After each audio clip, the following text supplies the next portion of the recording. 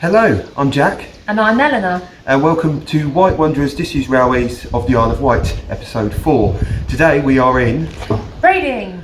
We are back in Brading because we first came here in episode 1 where we did the ride to Ventnor Line, and in that episode I muttered these words.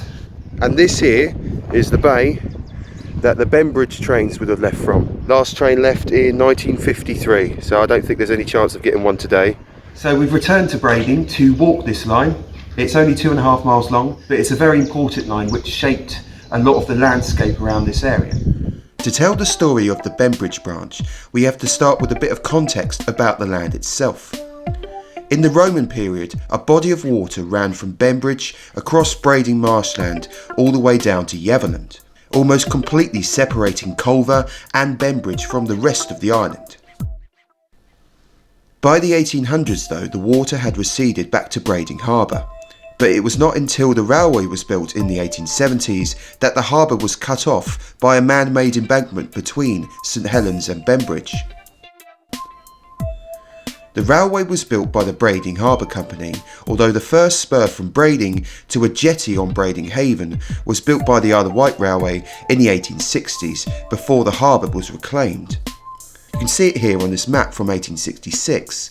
Anyway, by the time the line opened in 1882, a cement works was built next to the site of the now defunct jetty. Heading further up the line we have Carpenter's Brickworks, a short stop from St Helens, the only intermediate station on the line, where a quay was constructed to import and export goods to and from the mainland. The final part of the line traversed what was once the mouth of the estuary and terminated at Bembridge. Now the railway was built by the Brading Harbour Company, but the trains themselves were run by the Isle of Wight Railway, and in 1898 the railway was absorbed into the Isle of Wight Railway. Brading Station was opened by the Isle of Wight Railway in the mid-1860s, almost 20 years before the Bembridge Branch line was complete. We just crossed the island line, which goes towards Ryde this way. Brading Station is behind us. The Bembridge Branch used to run alongside this for about 50 metres from the crossing and then would curve sharply to the right towards St Helens. The first step on the line is the cement works at Wall Lane, named as such due to its proximity to the original seawall at Brading. The works are now long gone with the land being built on, although a source online by the owner's daughter states that the original ovens survive underneath the land that the stables now occupy.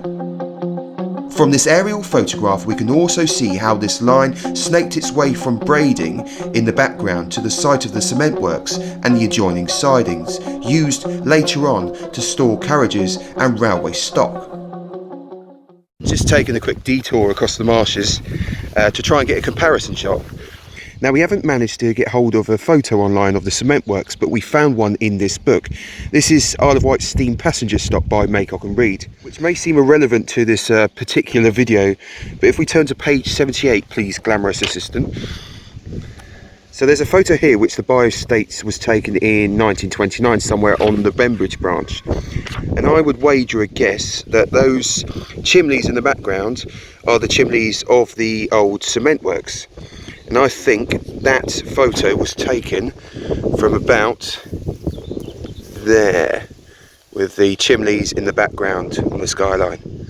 From here the line cuts its way through the marshland and across part of the island still deeply rich in nature.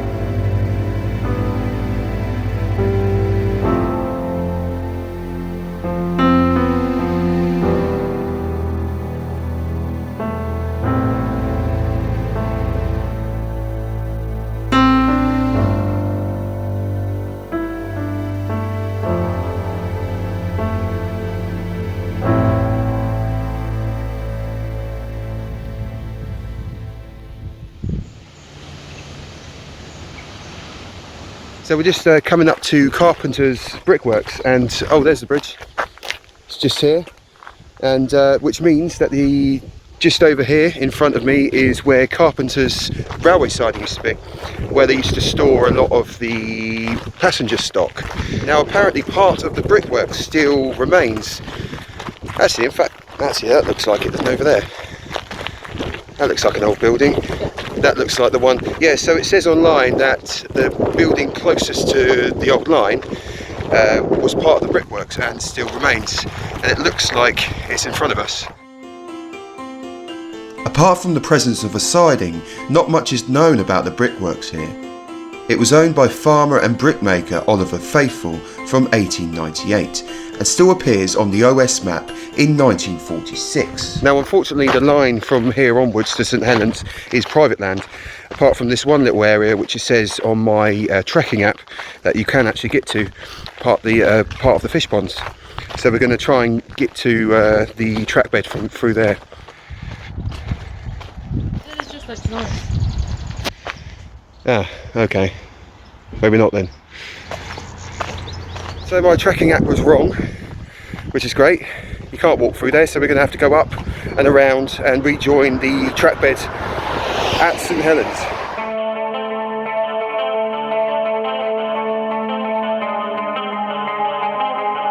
Station Road at St Helens is clear at the top of the hill, although the station itself is right at the bottom.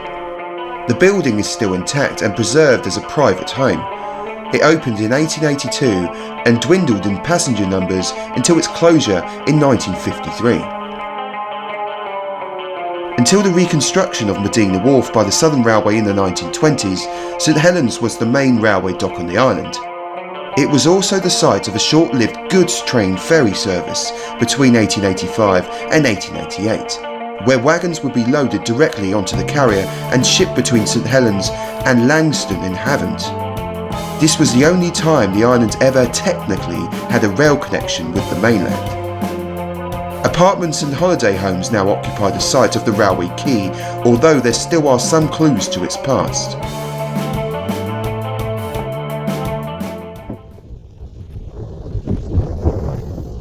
So we just walked across Bembridge Causeway, which is just behind us over there. Now the railway never came along here. It went from St Helens straight to Bembridge, but we've come this side of the causeway because there are actually some railway artefacts. The Isle of Wight railways have always been distinctive for using second-hand railway stock, the most famous being the ex-London Underground tube trains in recent years, but this tradition is nothing new. In the early days of the Isle of Wight railway, the company would save on costs by buying in second-hand stock from mainland companies. One such batch consisted of ex-Metropolitan carriages used on the island until the Southern Railway withdrew them in the late 1920s. Now I know it may not look like it, but these are old railway carriages. They're old Metropolitan stock in fact, and they've been sat here for many years and long forgotten. I doubt many people walk past them now and actually realise that they're old railway carriages. There's also quite a few in front of me, which I've just seen, but we're going to get some comparison shots. Many withdrawn carriage bodies were sold off for domestic purposes, which is what happened with these. The Metropolitan line is now of course part of the London Underground, so you could argue that these carriages were in fact the first tube trains on the Isle of Wight.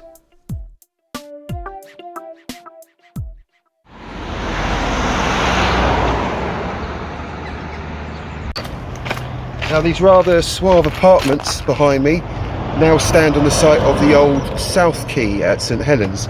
If you were stood here before the 1870s, of course you wouldn't be able to stand here because this would be the mouth of the estuary, and if you wanted to cross to Bembridge you would have to get a ferry. Now of course we have the toll road and the path of the old railway, which is now a footpath. When the railway was built though, it cut off the estuary and the waters receded from Brading to here.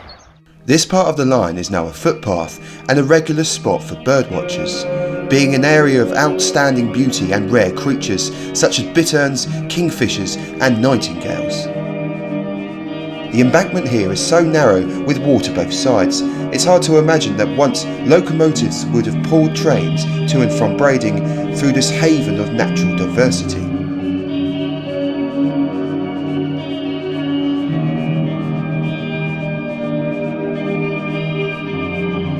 We were enjoying the views so much that we forgot to check where we were going. So we're having to retrace our steps unfortunately, because we got to the end of the footpath just as we were coming into Bembridge. There's a big gate across the footpath, so a minor setback, but never mind, we're just going to have to follow the road into Bembridge Station. Walking into Bembridge, it wasn't soon before we came across the site of the station itself.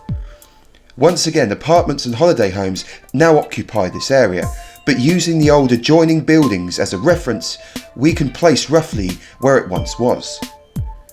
Right after the station was the main road. This stumped the railway's efforts to fit a head shunt beyond the platform so the locomotive could run around its train.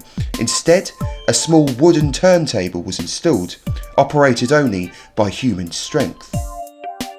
Over the road is the site of the Royal Spithead Hotel, opened the same year as the railway in 1882. Unfortunately now, and inevitably, the site of more housing development. And here we are at the site of Bembridge Station, which was just over there behind me. In front of me over here was the hotel which it served. They were both demolished, unfortunately. The only building around here which is still relatively the same as it was back then is the Pilot Boat Inn, which I'm told serves a very good pint. So we're going to head there in a minute. Anyway, that's it for episode 4, and with this video we are over halfway through the station list that we have. This is Bembridge was station number 22 out of 40 that have ever existed on the island. Make sure you like and subscribe to the channel, and we'll see you next time for episode 5. Thank you very much. Bye. Bye.